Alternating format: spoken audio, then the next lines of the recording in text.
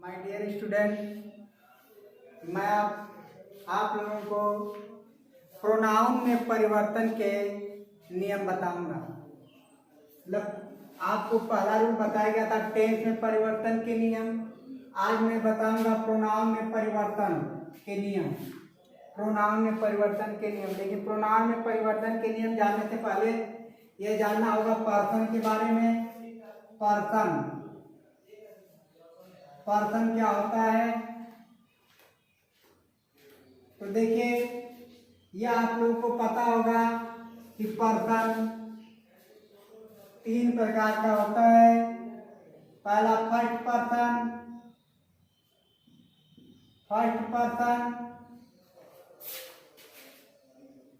दूसरा second person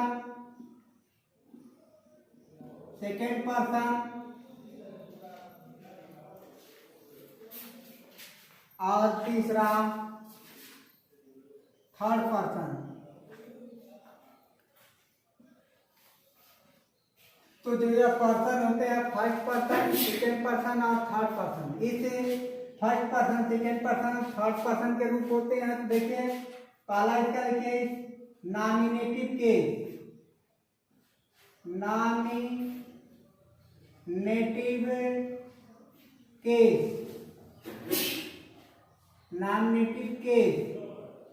और इसी नॉमिनेटिव केस को सब्जेक्ट के रूप में होता है उसी को नॉमिनेटिव केस कहते हैं। और ऑब्जेक्टिव केस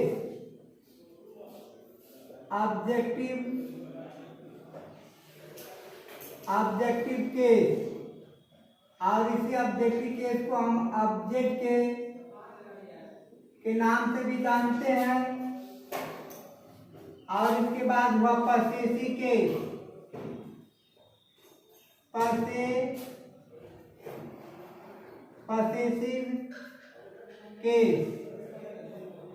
और ये जो पसेसिव केस होता है, इस पसेसिव केस को दो भागों में बांटा गया है।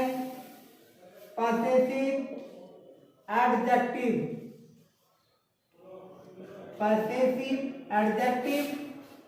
और पसेसिव प्रोनाउन। तो देखिए जो फर्स्ट पर्सन के प्रोनाउन है आई और वी होते हैं। और आई का जो ऑब्जेक्टिव केस होता है वह मी होता है और पसेसिव एडजेक्टिव जो होता है वह माई होता है और पसेसिव प्रोनाउन जो होता है वह माइन होता है। उसी तरह वी का ऑब्जेक्टिव केस अस और पसेसिव और possessive pronoun possessive adjective our और पसेसिव प्रोनाउन आवर्स होता है। तो ये फर्स्ट पर्सन क्या, सेकंड पर्सन में सिर्फ होता है यू। सेकंड पर्सन में सिर्फ होता है यू और यू का ऑब्जेक्टिव केस यू ही होता है। और यू का पसेसिव एडजेक्टिव योर होता है और पसेसिव जो प्रोनाउन होता है वह योर्स होता है। अब इसमें थर्ड पर्सन में आएंगे, देखिए ही, सी, इट, दे, ये थर्ड पर्सन के प्रोनाउन है। तो ही का जो ऑब्जेक्टिव केस होता है वह हिम होता है, और पसेसिव एडजेक्टिव वाला रूप होता है हिज और पसेसिव प्रोनाउन में भी होता है हिज। और सी का ऑब्जेक्टिव केस होता है हर और इसका जो है पसेसिव एडजेक्टिव होता है भी हर और पसेसिव प्रोनाउन जो होता है इसका हर्ष। और इट का ऑब्जेक्टिव केस होता है इट ही होता है और इसका इट का जो पसेसिव एडजेक्टिव होता है वह इट्स होता है और पसेसिव प्रोनाउन नहीं होता है। और जो दे होता है, दे का ऑब्जेक्टिव केस होता है देम और पसेसिव एडजेक्टिव होता है दे आर। और पसेसिव प्रोनाउन होता है देयर्स। पसेसिव प्रोनाउन इसका हो गया देयर। तो ये जो चार्ट देख रहे हैं आप लोग, ये प्रोनाउन में परिवर्तन करने में आपकी बहुत सहायता करेगा। इसके बिना आप जो है प्रोनाउन में चेंज नहीं कर सकते हैं। इसके रूपों को मालूम होना चाहिए। जैसे हमने बताया कि जो पर्सन होते हैं 3 प्रकार के होते हैं, फर्स्ट पर्सन, सेकेंड पर्सन और थर्ड पर्सन। और इस फर्स्ट पर्सन में आई वी आते हैं। आई सिंगुलर नंबर होता है और वी प्लूरल नंबर होता है। इसका जो आई का ऑब्जेक्टिव के आपको बताया गया मी होता है, और जो आई का पसेसिव एडजेक्टिव होता है वह माई और पसेसिव प्रोनाउन माइन। उसी तरह वी का जो है ऑब्जेक्टिव केस अस और possessive adjective our, possessive pronoun our. You जो होता है केवल सेकंड पर्सन का प्रोनाउन है और यू से जो ऑब्जेक्टिव केस होता है यू, और पसेसिव एडजेक्टिव योर और पसेसिव प्रोनाउन योर्स। और थर्ड पर्सन के प्रोनाउन में ही, शी, इट, दे। ये थर्ड पर्सन के प्रोनाउन है और ये ही का ऑब्जेक्टिव केस होता है हिम और पसेसिव एडजेक्टिव होता है ही और पसेसिव प्रोनाउन होता है भी है ही। और इसका जो है सी का ऑब्जेक्टिव केस हर, पसेसिव एडजेक्टिव भी हर और पसेसिव प्रोनाउन हर। और इट का objective case it, possessive pronoun it और इसका पसेसिव प्रोनाउन नहीं होता है। और दे का ऑब्जेक्टिव केस देम होता है यहाँ पर, और पसेसिव एडजेक्टिव देयर और पसेसिव प्रोनाउन देयर।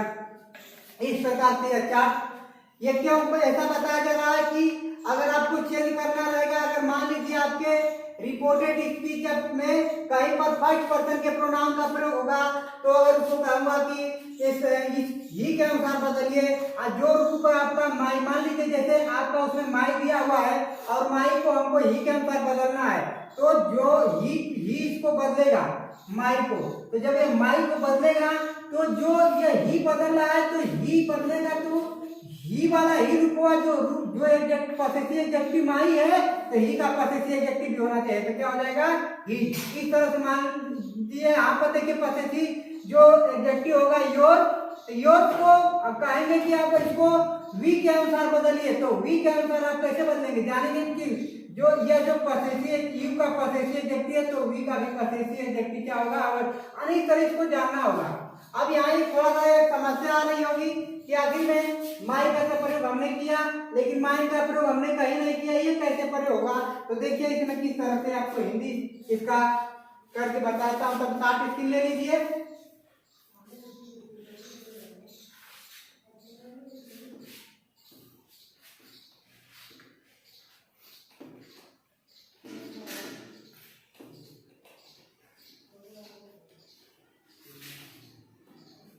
जैसे अब यहाँ पर आप डिफरेंट बताएंगे आपको कब माई का प्रयोग करेंगे और कब माई का, जबकि दोनों का अर्थ एक ही होता है। दोनों का अर्थ जैसे होता है, इसका अर्थ होता है मेरा, मेरी, मेरा, मेरी। उसी तरह से हमारा, हमारी, हमारे, आने दोनों का अर्थ होता है इसका। उसी तरह से तुम्हारा, तुम्हारा, तुम्हारी, तुम्हारे, तुम्हारे। उसी तरह से देखिए उसका, उसकी, उसके, उसका, उसकी, उसके। उसी तरह से इसका भी हर का भी हो जाएगा, इसका, इसका, इसकी, इसका, इसकी, इसके। उसी तरह से देखिए उनका, उनकी, उनके। ये दे जैसे उन लोगों का, उन लोगों का, उन लोगों का, अनेक तरह से आता है। तो अब यह समस्या होगी कि कब अगर मेरा मेरी आता तो कब माई लिखेंगे और कब माई लिखेंगे। अगर हमारा हमारी हमारे आता तो हम कैसे जाने कब हम ये अवर लिखेंगे और कब अवश्य लिखेंगे। तुम्हारा तुम्हारी आता है तो कैसे जाने कब योर लिखेंगे और कब योर्स लिखेंगे। उसका उसकी आते तो कभी इस तरह से। और ये पसेसिव एडजेक्टिव का प्रयोग आने का मतलब है कि कब हम कैसे जानेंगे कब पसेसिव एडजेक्टिव का प्रयोग करेंगे और कब कैसे जान पाएंगे कब पॉसेसिव प्रोनाउन का प्रयोग करेंगे? तो देखिए, जैसे मान लीजिए यह किताब मेरी है, यह किताब मेरी है। ऐसी बात को हम यहाँ पर कर, यह मेरी किताब है, यह मेरी किताब है। अभी कहेंगे कि ये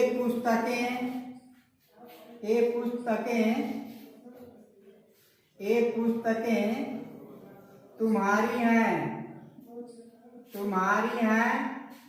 अभी कह देंगे कि ये तुम्हारी पुस्तकें हैं।